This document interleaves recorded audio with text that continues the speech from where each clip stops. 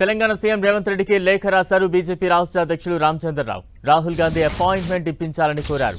తెలంగాణ ప్రజల అసంతృప్తిని రాహుల్ గాంధీ దృష్టికి తీసుకెళ్తారని తెలిపారు.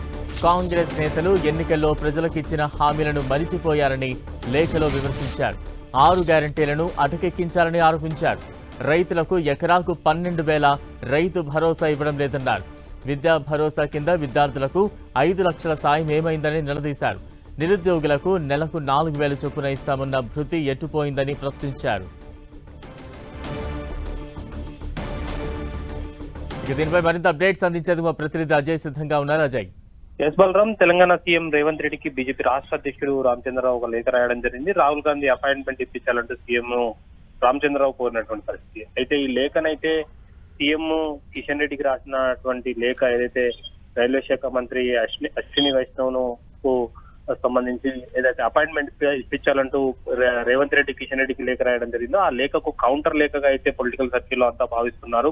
తెలంగాణ ప్రజల తరఫున రాహుల్ గాంధీకి వినతి పత్రం ఇవ్వనున్నట్లు ఆయన ఆ లేఖలో వెల్లడించడం జరిగింది. రాహుల్ గాంధీ అపాయింట్మెంట్ ఇప్పించే ఉంటే మేము తెలంగాణ ప్రజల తరఫున వారి సమస్యలన్నింటినీ కూడా రాహుల్ గాంధీ దృష్టికి తీసుకెళ్తాం. కాంగ్రెస్ ఎన్నికల హామీలను అమలు కాలేదన్న అంశంపై ఇక్కడ ఉన్నటువంటి ప్రజలు పడుతున్న ఇబ్బందులను కూడా ఆయన దృష్టికి తీసుకెళ్తామంటూ కూడా ఆయన తెలియజేసినటువంటి పరిస్థితి. 2023 ఎన్నికల సందర్భంగా ఇచ్చినటువంటి 6 గ్యారంటీలను గుర్తు చేస్తూ మహిళలకు నెలకు 2,500 రూపాయల ఆర్థిక సాయం చేస్తానని ఇంకా కూడా చేయడం లేదు. రైతులకు ఎకరాకు 12,000 రైతు భరోసా అందడం లేదు. కౌలు రైతులకు ఇచ్చినటువంటి హామీ 12,000 అందట్లేదు. వ్యవసాయ కూలీలకు ఏడాదికి 12,000 రూపాయలు ఇస్తామని చెప్పినప్పటికీ కూడా అవి కూడా ఇవ్వట్లేదు.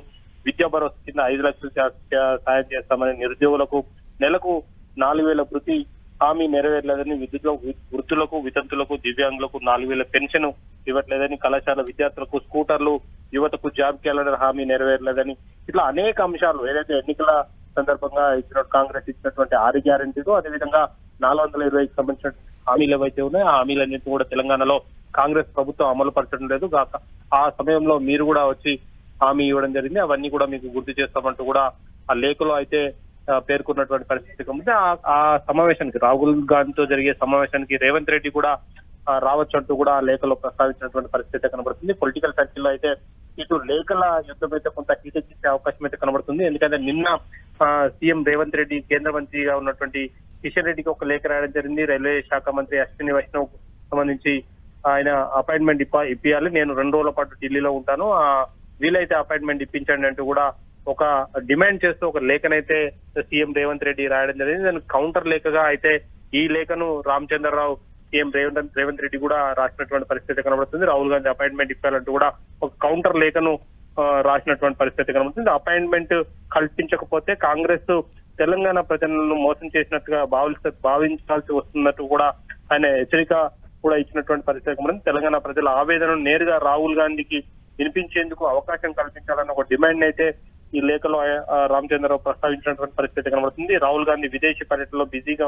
ఉంటే తెలంగాణ హామీలను మర్చిపోయారన్న విమర్శను కూడా ఆయన చేసినటువంటి పరిస్థితి కనబడుతుంది. తెలంగాణలో ప్రజల్లో పెరుగుతున్నటువంటి అసంతృప్తి రాహుల్ గాంధీ దృష్టికి మేము తీసుకెళ్తాం అంటూ కూడా ఆయన లేఖలో ప్రస్తావించినటువంటి పరిస్థితి మనకు కనబడుతుంది. Right, thank you Ajay.